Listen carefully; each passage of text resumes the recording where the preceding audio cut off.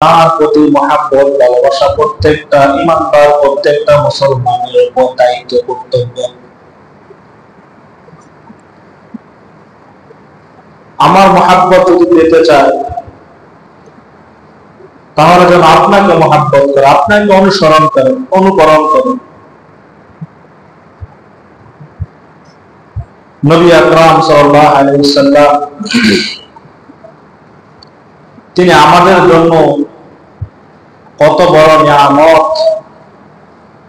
কত বড় রহমত, শুধু যে মানুষের জন্য তা না, আল্লাহর জমিনে যত মাখলুকাত আছে সবার জন্য আমাদের নবী হলেন কি রহমত।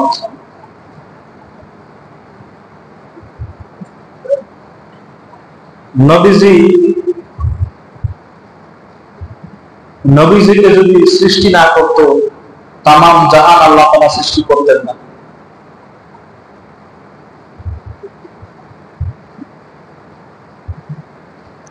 নবীজির ওসিলায় আমরা সৃষ্টি, আপনার সৃষ্টি, আসমান সৃষ্টি, জমিন সৃষ্টি, লৌহ কলম সৃষ্টি, পাহাড় পর্বত নদী নালা গাছপালা তরুলতা যা কিছু আছে সব তার ওসিলায়।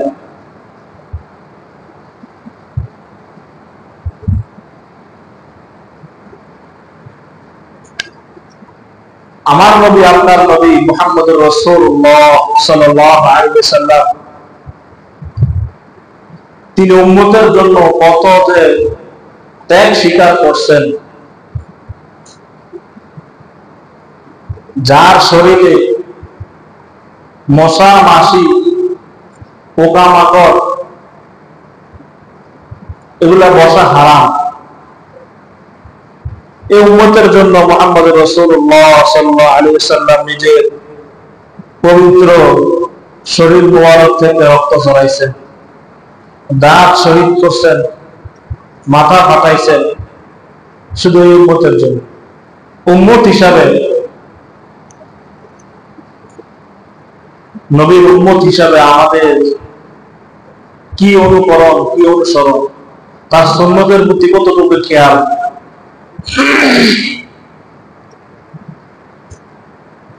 শুধু মুখে মুখে বলি নবী আশেক, আমরা নবীর আশেক, নবীকে মহাব্বত করি, নবীকে ভালোবাসি, শুধু মুখের মুখে। এটা বাস্তবতা দেখতে নবীর সুন্নতের কোন অনুসরণ নাই, অনুকরণ নাই। নবী সারা জীবন কি করে গেছে, কিভাবে নবী সাহাবীরা নবীকে অনুসরণ করছে, তাবেঈরা অনুসরণ করছে, তাবেঈরা অনুসরণ করছে, আইম্মা মুস্তাহিদিন সালফে সালেহিন বুজুর্গরা কিভাবে অনুসরণ করছে।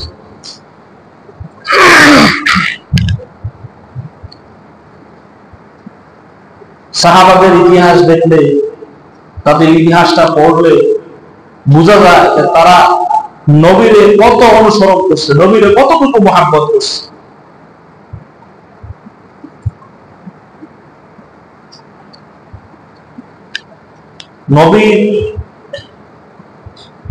নবীজির প্রতি একজন ইমানদার নবীর উম্মত হিসাবে তার মহাব্বত, তার ভালোবাসা এটা কতটুকু প্রকাশ করতে পারছে।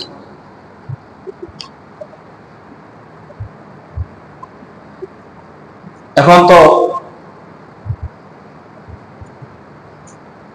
তো এমন দল বাড়িয়েছে যে তারা নবীর অভিষেকটা মাত্র চায় না, মানে কয় আমরা আল্লাহরে মানবো, আল্লাহ কোরআন দিছে কোরআন দিয়ে মানবো, কি এর হাদিস, কি এর সাহাবা, কি একদল আছে।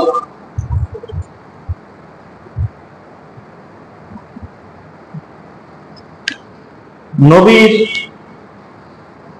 অনুসরণ অনুকরণ সাহাবারা করে গেছে। নবীজি কিভাবে আমল করছে, নবীর জিন্দেগি কিভাবে গড়ছে, এটা আমিও দেখি না, আপনিও দেখেন না। দেখছেন নবীজির আমল, দেখছেন নবীরও তো দেখেন নাই। তো নবীজি কিভাবে আমল করছে, নবীজি কিভাবে জীবন গঠন করছে, কিভাবে চলছে,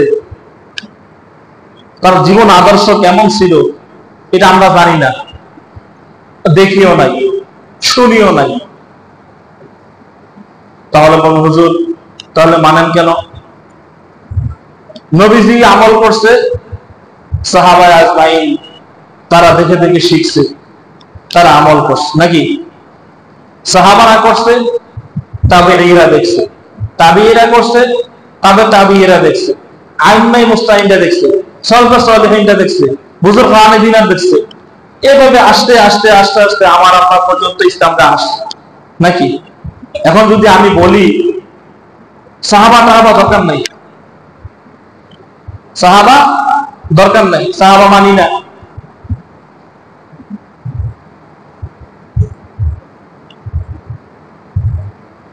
নবীর হাদিস মানি কিন্তু সাহাবা মানি না, মাযহাব মানি না, এগুলো হইল বোকামি কথা ছাড়া কিছু।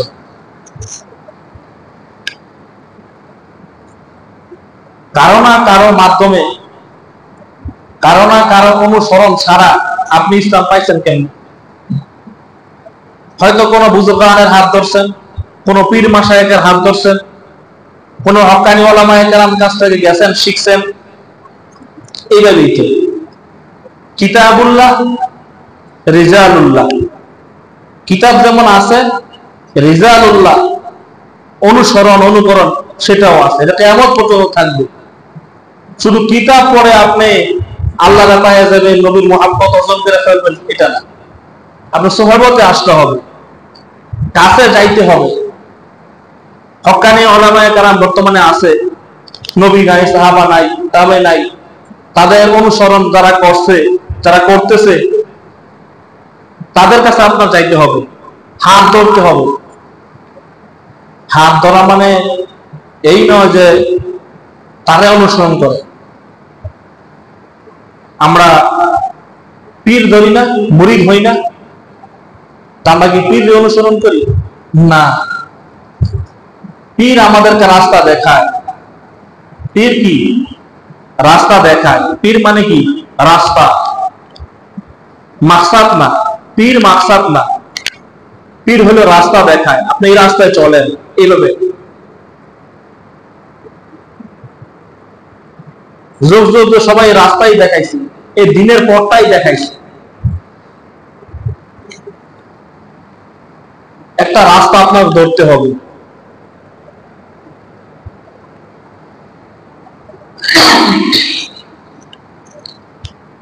তো সাহাবায়ে আজমাইন তারা নবীর কতটুকু মহব্বত করছে, কতটুকু ভালোবাসছে, এটা ইতিহাস না জানলে, ইতিহাস না পড়লে বুঝতে পারবেন না। তারা যে নবীর এত আশেক হয়েছে,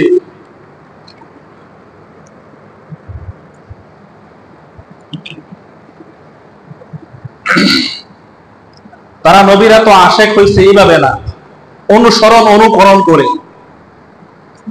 তাদের ব্যাপারে আল্লাহ তাআলা কোরআনে কারীমের মধ্যে আয়াত নাযিল করছে, তাদের প্রতি খুশি হয়ে, নারাজ হয়ে না, সাহাবাদের প্রতি খুশি হয়ে। কোন কোন সাহাবার মত প্রকাশ করে আল্লাহর মতের সাথে মিলে আল্লাহ তাআলা আয়াত নাযিল করছে। তারা দুনিয়ার থেকে জান্নাতের সার্টিফিকেট পাইছে।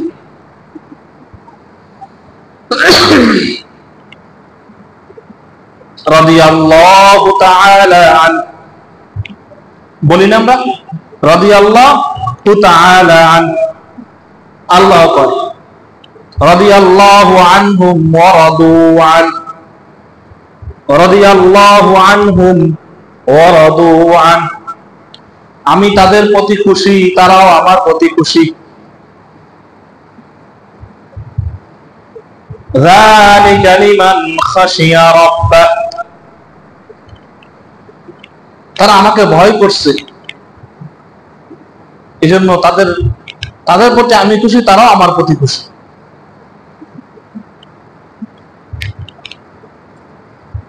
হযরতে সিদ্দিক আকবর আবু বকর রাদিয়াল্লাহু তাআলা আনহু, তিনি যে পরিমাণ মহব্বত ভালোবাসা প্রকাশ করছে আল্লাহ নবীর প্রতি, কিয়ামত পর্যন্ত আনেওয়ালা উম্মত যত মানুষ আসবে, আবু বকরের মতন এত ভালোবাসা মহব্বত প্রকাশ কেউ করতে পারবে না। সুবহানাল্লাহ। আর নবীও আবু বকরের প্রতি যে মহব্বত ভালোবাসা বলে গেছে যে আমি আবু বকরের উপর খুশি, তাকে আমি মহব্বত করি,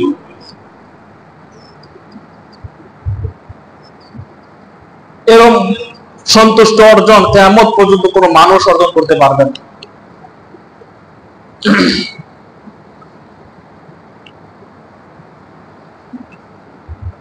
হিজরতের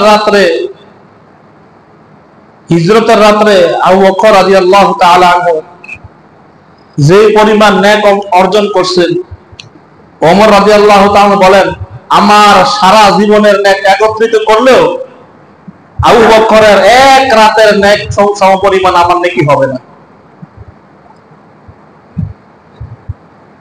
তারা কতটুকু মহব্বত নবীকে করছে, কতটুকু ভালোবাসা করতেছে।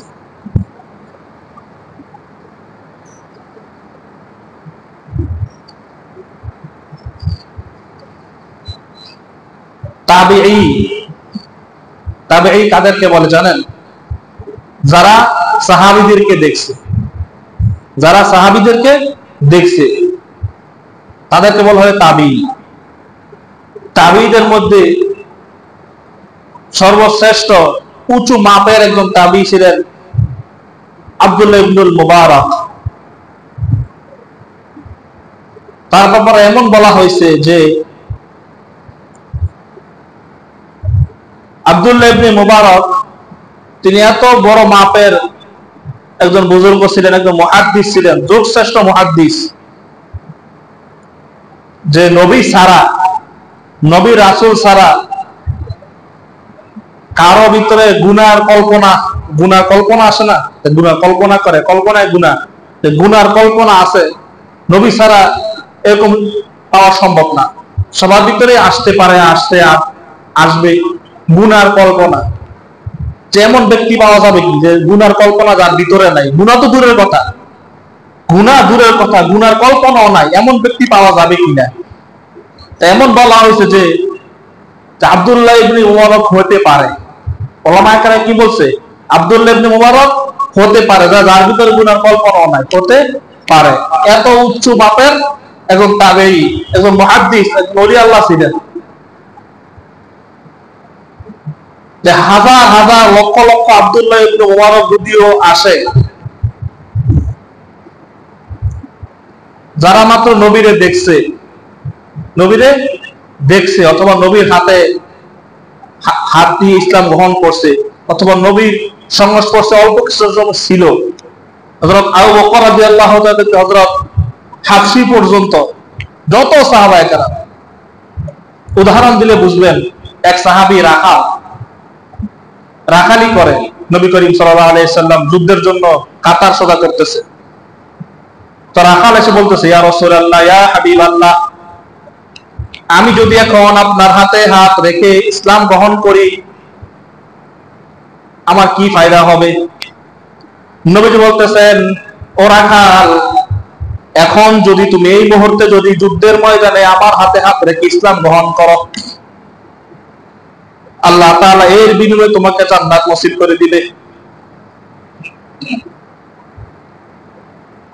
এক ওয়াক্ত নামাজও পড়ে নাই, লা সাল্লাল্লাহু আলাইহি সিয়ামা, একটা রোজাও রাখে নাই, এক টাকা দান সহ্য করে নাই, হজও করে নাই, কিচ্ছু করে নাই, শুধু কি করছে? যুদ্ধের ময়দানে কাতার সোজা করতেছে, নবীদের হাতে হাত রেখে ঈমান আনছে। রাখাল বলতেছে, আমি তো রাখাল মানুষ, আমার মালিকের কাছে আমার এই বকরিগুলো আমানতটা বুঝাই দিয়ে আসি। যুদ্ধ শুরু হয়ে গেছে, রাখাল চলে আসে যুদ্ধের ময়দানে, যুদ্ধ শেষ, শহীদদের লাশ একত্রিত করা হইতেছে।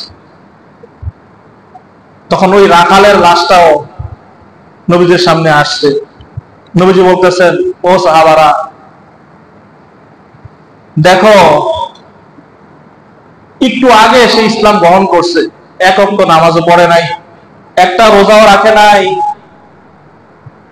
একটা জিকিরাজ কেউ করে নাই, শুধু আমার হাতে হাত রেখে ইসলাম গ্রহণ করছে। আল্লাহ তাআলা ফেরেশতাদেরকে হুকুম করছে তাকে টেনে টেনে জান্নাতের মধ্যে নিয়ে যাও। এরকম সাহাবী, যে এরকম সাহাবীও এই আব্দুল্লাহ ইবনে মুবারকের মতন কিয়ামত পর্যন্ত যদি আব্দুল্লাহ ইবনে মুবারক আসতে থাকে, কিয়ামত পর্যন্ত যত আব্দুল্লাহ ইবনে মুবারক আসবে, এই ছোট্ট থেকে ছোট্ট, নাগনা থেকে নাগনা সাহাবীর পায়ের ধুলার সমান পরিমাণও হবে না। সুবহানাল্লাহ। তো সাহাবাদের মূল্য কত বেশি।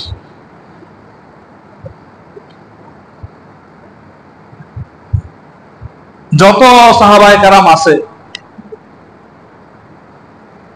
1 লক্ষ বা 2 লক্ষ 100 লক্ষ সাহাবায়ে কেরাম, যত সাহাবায়ে কেরাম আছে, সব সাহাবায়ে কেরামের আমল একত্রিত করলো হযরত সিদ্দিক আকবরের আমলের সমপরিমাণ হবে। কেন? তারা এত রাজি খুশি কিভাবে করছে? তারা নবীর বেশে বেশ ধরছে, যে নবীর প্রতিচ্ছবি যদি একসাথে এক জায়গায় রাখা হয় আর আবু বকরের প্রতিচ্ছবি যদি এক জায়গায় রাখা হয়, বুঝতে পারবেন না কোনটা নবী কোনটা আবু বকর। তারা নবীকে এত মহব্বত করছে, এত অনুসরণ করছে, এত অনুকরণ করছে। আমরা অনুসরণ কারিগরি, যত ইহুদি নাসারা খ্রিস্টান, তাদের অনুসরণ, সাদা চামড়া লাল চামড়াদের অনুসরণ, তাদের অনুকরণ, তাদের বেশে বেশ ধরা।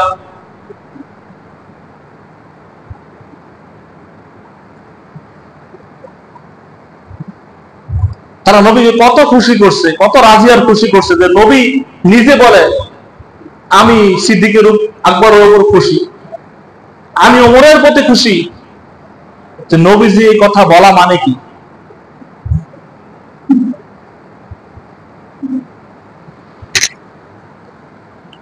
হযরত আবু বকর রাদিয়াল্লাহু তাআলা আনহু শুনছে যে নবীজি হিজরত করবে 6 মাস আগে। কয় মাস? 6 মাস আগে শুনছে নবীজি হিজরত করবে। একদিন রাত্রে হঠাৎ আবু বকর দরজার মধ্যে আওয়াজ দিছে, সঙ্গে সঙ্গে দরজা খুলে গেছে। চেয়ে দেখে মাথার মধ্যে গাঁটটি সুন্দর দাঁড়িয়ে আছে। ও আবু বকর, তুমি কি ঘুমাও নাই? ডাক দিলাম, সঙ্গে সঙ্গে দরজা খুলে দিলে। সিদ্দিক আকবর বলতেছেন, ইয়া রাসূলুল্লাহ, ইয়া হাবিবাল্লাহ, আজকে 6 মাস যাবত আমি ঘুমাই না, আমার পিঠ বিছনার মধ্যে লাগে না। যখন থেকে শুনছি আপনি হিজরত করবেন, আমি সব সময় সর্বহালতে তৈয়ার অবস্থায় থাকি।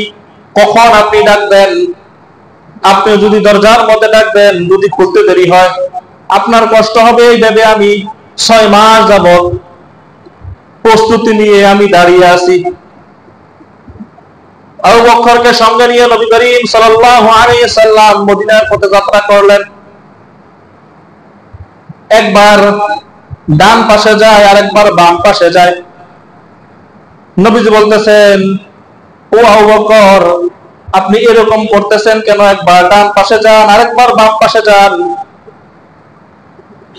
আবু বকর বলতেছেন, ইয়া রাসূলুল্লাহ, ইয়া হাবিবাল্লাহ, আমার ভয় হয় আমি যখন ডান পাশে থাকি, আমার মনে হয় শত্রুরা মনে হয় আপনাকে বাম পাশ দিয়ে তীর নিক্ষেপ করতেছে। এই ভয়ে আবার বাম পাশে চলে আসি, আমার মনে হয় ডান পাশ দিয়ে শত্রুরা তীর নিক্ষেপ করতেছে। আবার সামনে চলে যাই, শত্রুরা মনে হয় তীর বল্লম আপনার দিকে নিক্ষেপ করতেছে। আমি আবু বকর জীবিত থাকতে আমার নবীর গায়ে যদি একটা টাচ পড়ে, আমার আবু বকরের জীবন সব দুলিশাত হয়ে যাবে। এইভাবে করতে করতে করেন সারে গুহার কাছে গেলেন। অনেক উঁচু পাহাড়, সারে গুহার উপর যদি কেউ উঠে, নিচ দিকে তাকাইলে মানুষগুলোকে কবুতরের বাচ্চার মতন দেখা যায়। নবীজি বসে পড়ছেন।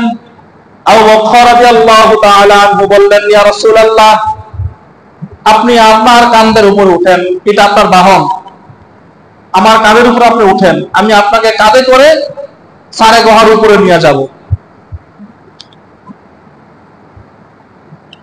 নবীজিকে আবু বকর কাঁধের উপরে উঠে এত উঁচু পাহাড়ে নিয়ে গেলেন। তো নবী আপনি দাঁড়ান, আমি ভিতরটা একটু দেখে আসি। গুহার ভিতরে গেলেন, দেখতেছে ছোট ছোট অনেক গর্ত। আবু বকরের পাগড়ি কাপড় ছিঁড়ে ছিঁড়ে ছিঁড়ে ছিঁড়ে সবগুলা গর্তের মুখ বন্ধ করে দিচ্ছে। তিনি বসে পড়লেন, বসে রানটা পাইটা দিলেন, রাসূলুল্লাহ আপনি আসেন। নবীজি আসছে, আবু বকর রানের উপর মাথা দিয়ে ঘুমিয়ে গেছেন, ক্লান্ত শরীর। আবু বকর নবীজির চেহারা মোবাইল দিকে চেয়ে দিছে। সব ফাঁকা বন্ধ করছে, কিন্তু একটা ফাঁকা বন্ধ করার মতন কাপড় আর অবশিষ্ট নাই, শেষ হয়ে গেছে। কি করবে? হাতের বিদ্যা আঙ্গুলো সে গর্তের মধ্যে দিয়ে বসে রয়েছে। আবু বকর নবীজিকে দেখতেছে, মন ভরে দেখতেছে। গর্তের ভিতরে আঙ্গুল দিছে, ভিতরে সাপ দর্শন করছে, সবল দিছে। বিষের তাড়নায় আবু বকরের চোখ দিয়ে পানি টলটলায় পড়তেছে। এক ফোঁটা পানি নবীজির চেহারার মোবারকের উপরে পড়ে গেছে। নবীজি সজাগ হয়ে বলছেন, আবু বকর তুমি কাঁদতেছো কেন? ইয়া রাসূলুল্লাহ, ইয়া হাবিবাল্লাহ, সব গর্তের মুখ বন্ধ করছি, আর কাপড় অবশিষ্ট নাই। একটা গর্ত ছিল, ওইটা আমার আঙ্গুল দিয়ে বন্ধ করে রাখছি, সাপ আমাকে দংশন করছে। বিষের তাড়নায় আমার চোখ দিয়ে পানি বাইর হয়ে গেছে। একটু পরেই, ইতিহাসের কিতাবে আছে, একটু পরেই গর্ত থেকে একটা সাপ বাইর হয়েছে। নবীজি শাসনের শুরুতে বলতেছে, এই জালেম সাপ, তুই আবু বকরকে কেন ধ্বংস করলি? আমি তো আবু বকরকে মহব্বত করি, ভালোবাসি। সাপের জবান খুলে গেল।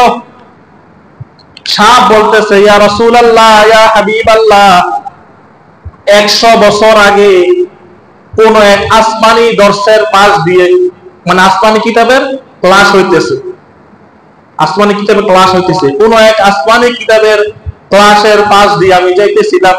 তখন শুনছি শেষ জামানায় মুহাম্মদুর রাসূলুল্লাহ সাল্লাল্লাহু আলাইহি সাল্লাম আসবে। একদিন তিনি এই রাস্তা দিয়ে যাবে, এই গুহার মধ্যে আশ্রয় নিবে, হিজরত করবে। এই কথা শোনার পর থেকে আমি আজ 100 বছর ধরে এই গুহার মধ্যে আমি অবস্থান করতেছি। সুবহানাল্লাহ। খেয়ে না খেয়ে আমি এই গুহার মধ্যে অবস্থান করতেছি। কখন বিশ্ব নবী, মায়ার নবী, রহমতের নবী এই গুহার মধ্যে আসবে তাকে এক নজর দেখার জন্য আমি অনেকগুলা গর্ত করে রাখছি। নবীজি যেখানে বসবে তাড়াতাড়ি যেন বের হয়ে নবীকে দেখতে পারি, এই উদ্দেশ্য করে আমি অনেকগুলো গর্ত করে রাখছি। এই জালেম আবু বকর সবগুলা গর্ত বন্ধ করে রাখছে, একটা গর্ত শুধু খোলা, সেটাও আবার আঙ্গুল দিয়ে বন্ধ করে রাখছে। আমি বের হইতে পারতেছি না, এই জন্য বাধ্য হয়ে সবল দিলাম। ও নবী, আপনি আমাকে ক্ষমা করে দেন, শুধু আপনাকে এক নজর দেখার জন্য আমি 100 বছর যাবত এই গুহার মধ্যে অবস্থান করতেছি। আপনি আমাকে ক্ষমা করে দেন, আপনার আবু বকরকে আমি সবল দেওয়ার কারণে। সাপ, সাপও নবীর আশেক হয়ে গেছে। বনের হরিণ নবীর আশেক হয়েছে, ওট নবীর আশেক হয়েছে, পাহাড় নবীর আশেক হয়েছে।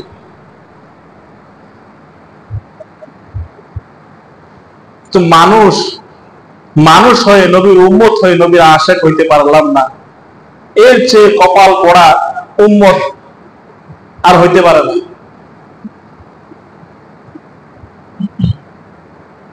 নবীর অনুসরণ অনুকরণ কথা কইলে মুখটা বেজার হয়ে যায়। নবীর সুন্নতের কথা কইলে মনটা বেজার হয়ে যায়। সুন্নতের অনুসরণ করলে যদি প্র্যাকটিস না যায়, সুন্নতের অনুসরণ করতে যদি বউ নারাজ হয়ে যায়, ছেলে মেয়ে নারাজ হয়ে যায়, আত্মীয় স্বজন নারাজ হয়ে যায়, অথচ জিগাইলে আমি নবীর 1 নম্বর আশেক। কেমনে আশেক? ওই জিলাবি, ওই খিচুড়ি, খাড়ায় খাড়ায় ইয়া নবী কইব, নবীর আশেক হয়ে গেছে। অথচ সাহাবায়ে আজমাইন তারাও নবীর আশেক ছিল, তারাও নবীর অনুকরণ করছে, তারাও নবীর সুন্নত পালন করছে, আর আমরাও পালন করতেছি।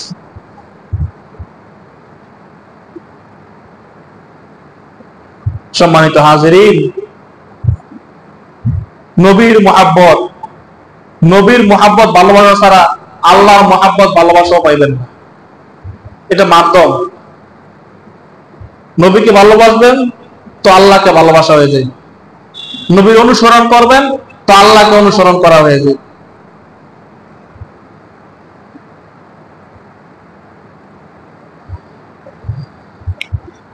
বনের পশু পাখি, গাছপালা, পাহাড় পাহাড় পর্যন্ত নবীকে মহব্বত করে, ভালোবাসে। নবীজি রাস্তা দিয়ে যাইতেছে,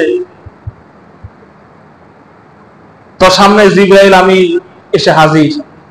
ইয়া রাসূলুল্লাহ, আপনি এই পথ দিয়ে যাইতেছেন, ওই দিক দিয়ে উহুদ পাহাড় কাঁপতেছে।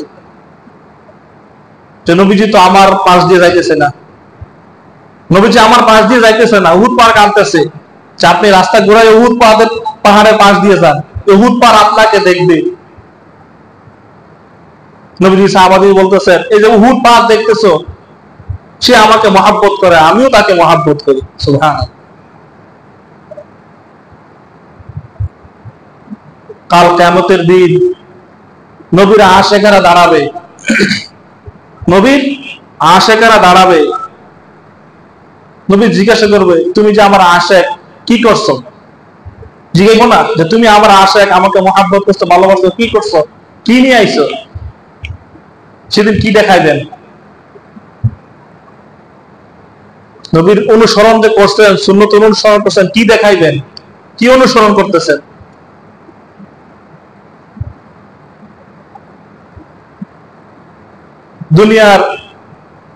দুনিয়ার সমস্ত আসবাবপত্র সবারে মহব্বত করেন, ভালোবাসেন, মানুষকে মহব্বত করেন, ভালোবাসেন,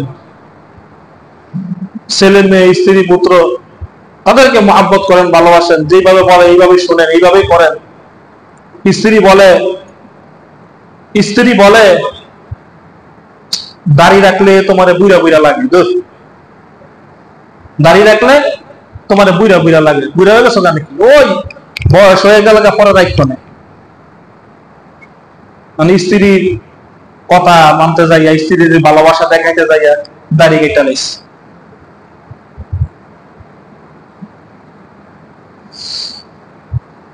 প্রতিবেশী কি কইব? যুবকরা চিন্তা করে, এই বয়সে দাড়ি কাটবো না, বিয়া শাদী কইরা বাচ্চা কাচ্চার বাপ হইয়া পরে দাড়ি তুই রাখছে, একবারে বুজুর্গ হইয়া একবারে সাপিয়ে যাবে। এর সবচেয়ে বেশি শয়তানে ধোঁকা দিতেছে, সবচেয়ে বেশি শয়তানে ধোঁকা দিছে। ওই যে বয়স হইলে তুমি না দাড়ি রাখবা, তুমি সুন্নত অনুসরণ করবা, নামাজ পড়বা, এই করবা এই করবা, এই গ্যারান্টি তোমার কে দিছে? এটা হইলো সবচেয়ে বড় ধোঁকা শয়তানের।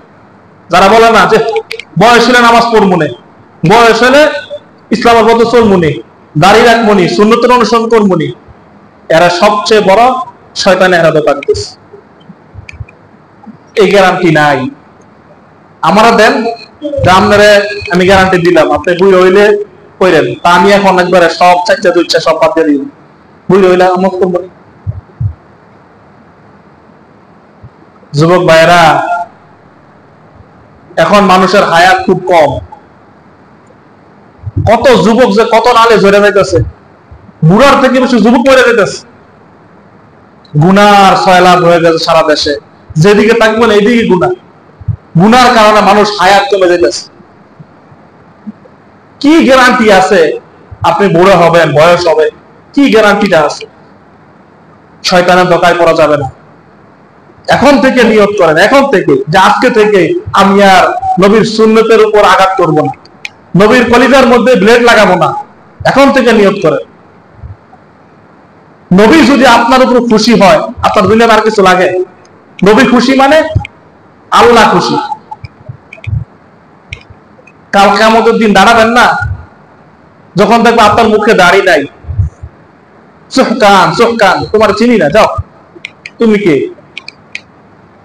এইভাবে তাড়াই দিবে, সুহকান, যাও। মৃত্যু হয়ে গেলে তখন কি আর দাড়ি উঠবে? উঠবে না। এইভাবে আপনার দাফন কেমন হয়ে যাবে, এভাবেই হয়ে যাবে। কখন মৃত্যু হয়ে যায় বলা যায়? এখন থেকে নিয়ত করেন যে নবীর সুন্নতের প্রতি আর আঘাত করবো না। একটা সুন্নত পালন করেন। দাড়ি তো এখন আমি চিন্তা করি, দাড়ি এটা এখন একটা মডেল, এটা একটা ফ্যাশন, মনে করেন এটাই ফ্যাশন। আমি মুসলমান, আমি মুসলমানের সন্তান, আমি দাড়ি রাখবো, আমি পাঞ্জাবি পরবো, আমি নামাজ পড়বো, ইসলাম মোতাবেক চলবো, এটাই আমার ফ্যাশন। শেষ। কে কি করবো না করে দেখার টাইম নাই। আরে এখন তো ইহুদি খ্রিস্টানরাও দাড়ি রেখে দেয়। ইহুদি খ্রিস্টানরা দাড়ি রাখে, এরা কাটে না। কি জন্য? নবীর সুন্নতের প্রতি রিচার্জ করে তারা দেখছে যে দাড়ি, যারা দাড়ি কামায়, যারা দাড়ি কাটে, তাদের তিনটা ক্ষতি হয়। এক নাম্বার ক্ষতি, তাদের চোখের জ্যোতি অল্প বয়সে কমে যায়। যারা দাড়ি কাটে চোখের জ্যোতি অল্প বয়সে শেষ হয়ে যায়। দুই নাম্বার, তাদের যৌবন আস্তে আস্তে শেষ হয়ে যায়, কমে যায়। যৌবন তো সবাই চায়, যুবক তো সবাই চায়, দাড়ি কাটলে আস্তে আস্তে যৌবন সত্যি কমে যায়। তিন নাম্বার, হায়াত কমে যায় মানুষের। তারা রিচার্জ করে দেখছে দাড়ি কেন রাখে। তারা আমাদের প্রত্যেকটা সুন্নত রিচার্জ করে। একটা একটা সুন্নত আলোচনা করি, বহুত আলোচনা, বহু, তো শুধু দাড়ি তারা এটা কেন রাখে, বহুত সুন্নত আছে, আলোচনা করলে শেষ করা যাবে না। এই সুন্নত রিচার্জ করে দেখছে যে তারা দাড়ি কাটা যাবে না, দাড়ি রেখে দেখেন। তারা আপনি হতভাগা মুসলমান, কি বুঝে যে দাড়ি কাটেন, কারে খুশি করলে দাড়ি কাটেন। একটা সুন্নত যদি কবুল হয়ে যায়, একটা সুন্নত, এই দাড়ি, আপনি মানুষকে অসন্তুষ্ট করে নবীর প্রতি সন্তুষ্ট রেখা দাড়ি রেখা দেন, এটা যদি নবীর পছন্দ হয়ে যায়, আপনার নাজাতের জন্য আর কিচ্ছু লাগবে না, কিচ্ছু লাগবে। আল্লাহ তাআলা আমাদেরকে বুঝার এবং আমল করা তৌফিক দান করুক। নবীর প্রতি মহাব্বত মুখে বললো এবং না, নবীর প্রতি মহাব্বত এভাবে দেখাই দেব, নবীর অনুসরণ অনুকরণ করে, সুন্নতের উপর আমল করে। আল্লাহ তাআলা আমাদেরকে আমল করার তৌফিক দান করুন। সকল বলে আমিন। ওয়া আখিরি দাওয়ানা আলহামদুলিল্লাহি রাব্বিল আলামিন। ওয়া মা আলাইনা ইল্লাল বালাগ। সুন্নাত পড়েন না, এটা কাবলা দি মাসরুফ আদায় করুন।